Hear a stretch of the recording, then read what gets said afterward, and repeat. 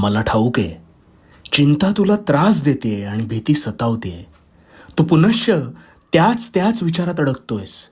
ह्यावर उपाय आता शांतपणे समजून घे.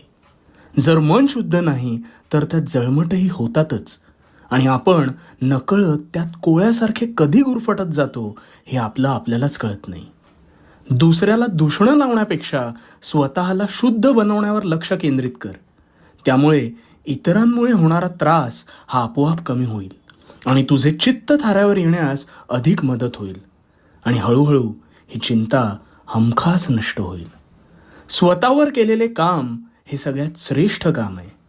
ते करत असताना मी आहे तुझ्या पाठीशी. कर्म शुद्ध ठेव आणि भिवू नकोस कारण मी तुझ्या पाठीशी आहे. भिवू नकोस, मी तुझ्या पाठीशी आहे.